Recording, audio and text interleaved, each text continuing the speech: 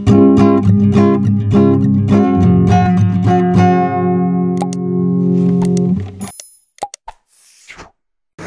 adik-adik, selamat datang kembali di channel kami, Maco Math Concept. Nah, di video kali ini kita akan lanjut membahas soal-soal USM STIS khusus pada topik turunan. Nah, di sini sudah kami persiapkan beberapa soal yang pernah keluar di tahun sebelumnya dan dengan trik praktis untuk menyelesaikannya. Dan di akhir video sudah kami sediakan soal sebagai bahan latihanmu. Kerjakan dan ketik jawabanmu di kolom komentar di bawah. Makanya perhatikan terus video ini sampai habis ya. Langsung kita mulai nomor 1, kita baca dulu soalnya. Diketahui jika f aksen x turunan pertama dari fungsi fx yang ini gitu ya, maka ditanya f aksen 1 berapa gitu ya. Nah, jadi kalau misalkan bentuk yang seperti ini sebenarnya ini merupakan bentuk perkalian. Jadi nanti di sini kita sudah ketahui rumusnya sebenarnya jika ada u dikali v, maka nanti kita bisa mencari turunan dari y yaitu y aksen itu dengan rumus u aksen v ditambah v aksen u. Oke, inilah rumusnya. Maka nanti di sini kita harus menentukan siapa u, siapa v. Andaikan yang ini kita misalkan u, yang ini kita misalkan v. Sudah? Nah, lalu nanti di sini berarti bisa kita peroleh f aksen x, langsung saja kita ikuti rumusnya u aksen. Berarti nanti 3x kuadrat kita turunkan. Turunannya adalah 6x gitu ya. Oke, 6x dikali v.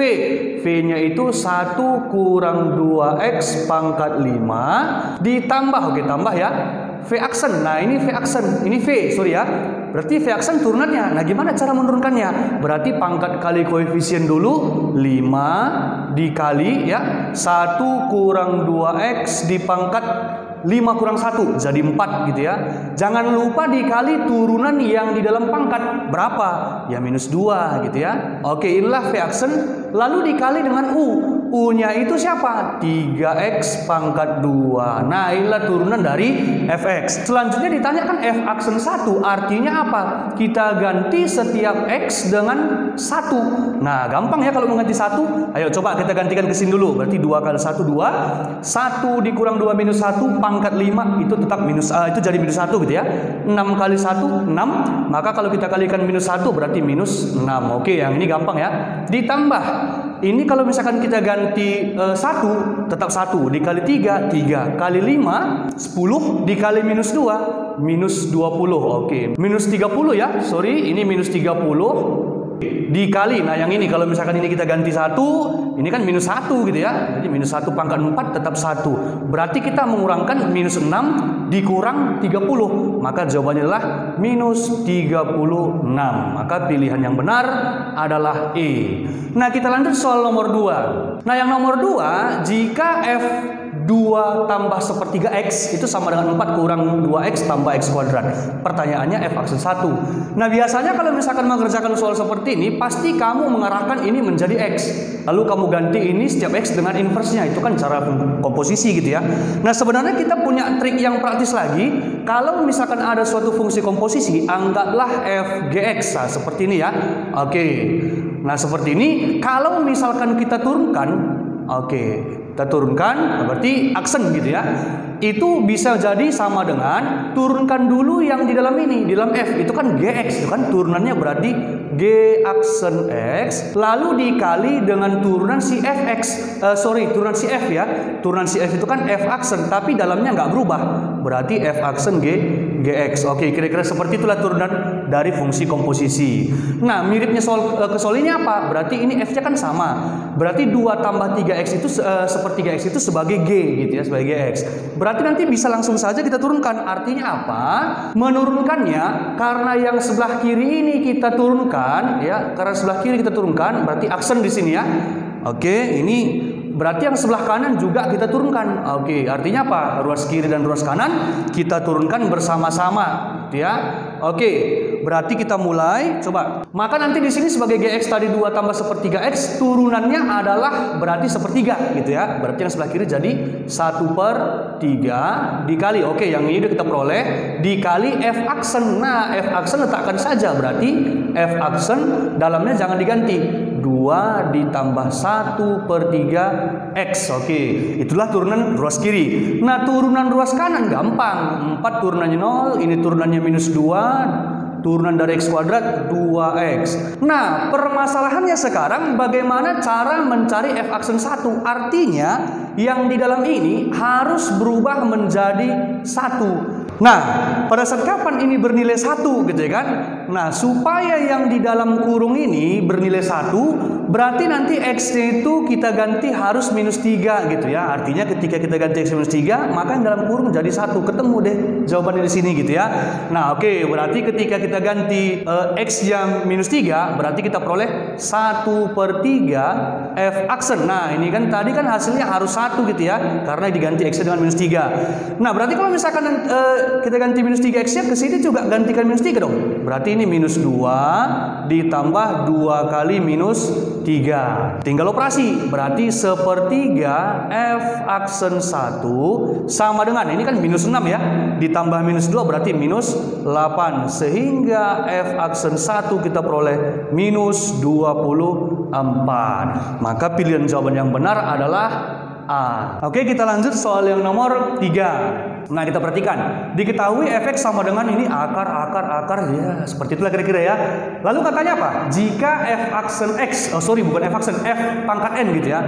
Oke, jadi gini kitanya. F pangkat N, X adalah fungsi turunan kedua. Nah, di sini ada kata-kata turunan kedua. Jadi sebenarnya gak usah bingung, artinya F pangkat N itu sebenarnya F double aksen X. Oke, ini hanya dibodoh-bodoh aja kita ya. Nah, lalu katanya apa? Ditanya F double aksen X, kira-kira gitu ya. Nah, jadi kalau misalkan di sini sebenarnya kita arahkan saja dulu ini menjadi pangkat, artinya jadi eksponen gitu ya. Jadi kalau misalkan kita buatkan Fx itu sama dengan, nah kita ingat sifat eksponen kemarin, kalau di akar ini dia akan menjadi penyebut pada pangkat gitu ya, akan menjadi penyebut pada pangkat, maka boleh kita buat X pangkat 360. Ingat, yang di akar ini akan menjadi penyebut pada pangkat, maka di sini bisa kita buat 4 gitu ya. Yang pertama ini 4. Oke, dikali 5 dikali 9 dikali 4. Oke, semuanya berada di penyebut. Berarti tinggal dihabiskan dong. Nah, kalau kita kalikan semua yang di bawah ini pasti 720 gitu ya. Jadi di sini karena di bawah 720 berarti pangkatnya jadi setengah dong. Nah, berarti di sini kita peroleh X itu sebenarnya pangkat setengah. Oke, inilah hasil sederhananya. Lalu nanti ditanyakan turunan kedua, berarti kita turunkan dulu yang pertama. Turunan pertama ini kan gampang. Berarti nanti pangkat kali koefisien, karena koefisien 1 berarti setengah dikali X, pangkatnya kurang 1 jadi minus setengah. Belum cukup karena kan diminta turunan kedua. Berarti turunkan lagi. Berarti F double aksen X itu sama dengan, maka pangkat kali koefisien setengah kali minus setengah berarti minus 1/4 ya. X pangkat. Nah, pangkatnya kurang 1 lagi, minus 3/2. Oke, inilah hasil turunan kedua. Pertanyaannya kan ketika diturunkan 2 kali digantikan X-nya digantikan X-nya jadi 1. Berarti nanti di sini kita letakkan 1 gitu ya. Oke.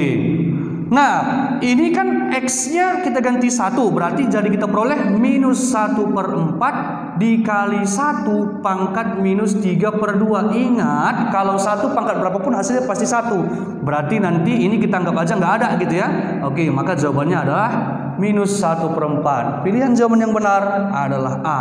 Oke, itulah dia jawaban nomor 3.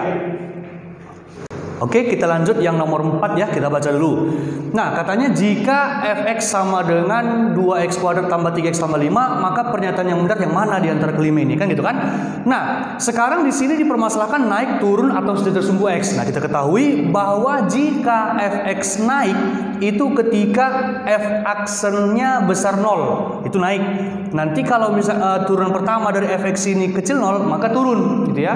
Lalu kita ambil analoginya. Kalau nanti di sini F aksen, maka kita mengetahui F aksen ini naik atau turun ketika F double aksennya besar 0 itu naik. Tapi kalau misalkan F double aksen atau turunan pertama dari sini kecil 0, itu turun gitu ya. Nah, sekarang kita perhatikan yang di atas. Kalau seandainya fungsi yang di atas itu kita turunkan gitu kan. Coba, berarti kita peroleh F aksen X itu sama dengan turunan pertamanya berarti 4X ditambah 3 gitu ya. Nah, kita perhatikan Di soal kan di sini F aksen, F double aksen, berarti kita kan sebenarnya nggak bisa lihat ini kan, ini naik atau turun, karena di sini nggak tahu kita apakah positif atau negatif kan gitu kan.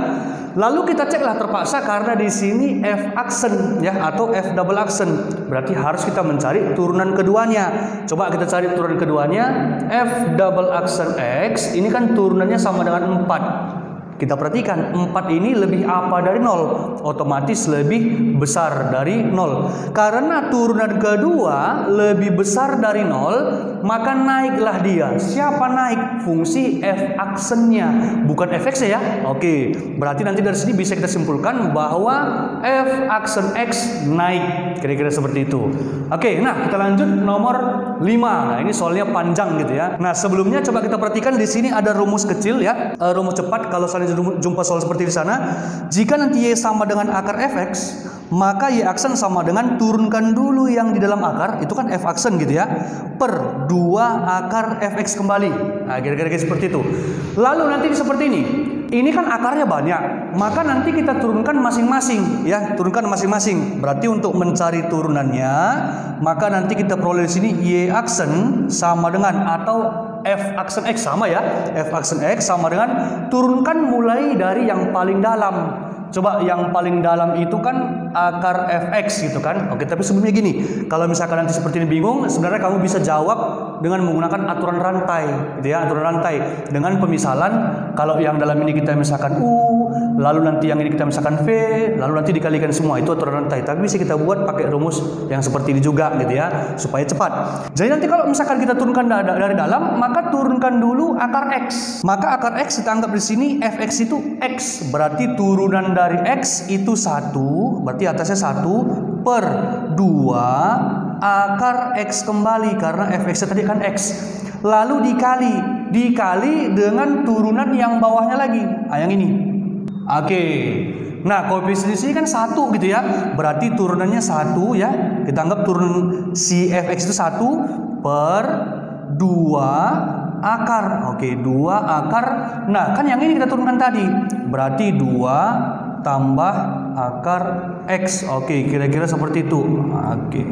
Nah, lalu nanti di sini kita turunkan yang paling luar gitu ya. Yang paling luar berarti ini semua. Oke, yang paling luar semua dia.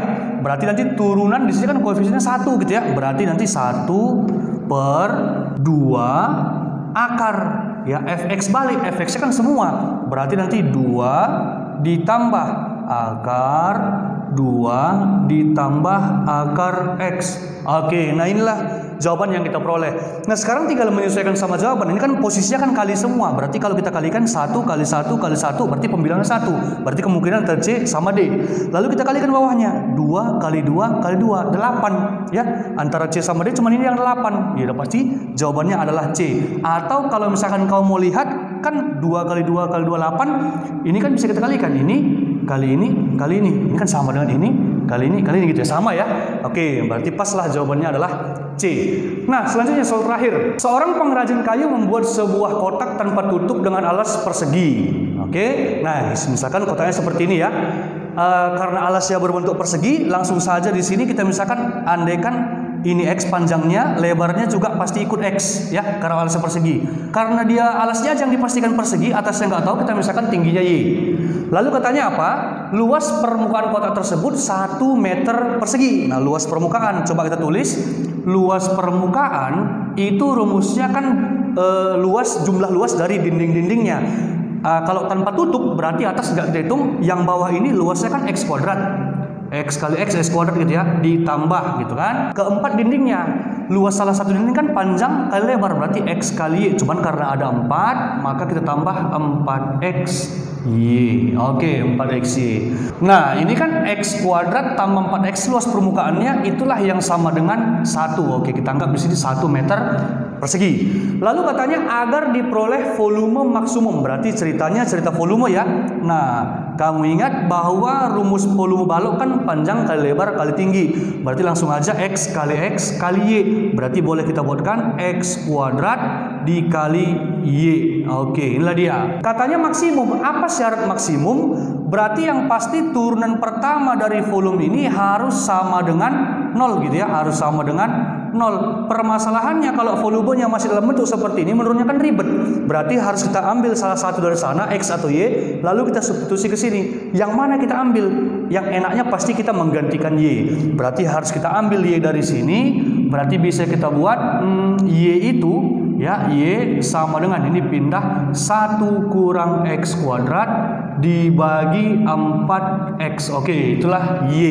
Nah, Y itu kita gantikan ke sini. Berarti ini bisa berubah menjadi X kuadrat, ya, X kuadrat dikali 1 kurang X kuadrat dibagi 4X. Oke. Nah, boleh kita buat dalam bentuk sederhana lagi.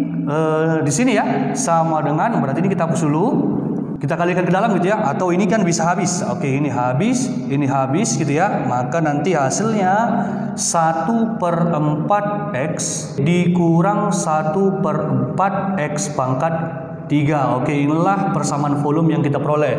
Lalu karena katanya volumenya maksimum, syaratnya tadi ya kan, syarat berarti di sini kita anggap turunan pertama dari volume harus sama dengan 0 supaya max gitu ya. Nah, berarti di sini tinggal turunkan. Maka turunan 1/4X itu adalah 1/4 gitu ya, dikali turunan pertama dari ini berarti 3/4 kurang 3/4 X pangkat 2 itulah sama dengan 0. Oke. Nah, dari sini pasti kita peroleh X itu sama dengan 1/3 ya. Nanti dari sini kita peroleh X itu 1/3. Nah, itulah panjang dan lebarnya. Pertanyaan, agar volume maksimum udah kita gunakan syaratnya, maka tinggi kotaknya berapa? Nah, tingginya itu kan berlaku si Y. Berarti X ini harus kita substitusi ke sini supaya peroleh Y. Berarti dari sini Y sama dengan 1 kurang X itu kan 1/3, berarti 1/3 kuadrat gitu ya, per 4 dikali 1/3. Nah, nanti kalau misalkan ini kamu operasikan, maka pastilah kamu peroleh Y-nya itu pasti 1/6/3 gitu ya. Oke, maka nanti dari sini jawaban yang benar adalah D. Oke, sekianlah video kita kali ini gitu ya. Mudah-mudahan bermanfaat bagi kamu. Namun jika masih ada yang bingung, boleh bertanya di kolom komentar di bawah. Nantikan terus pembahasan selanjutnya ya. Bye-bye.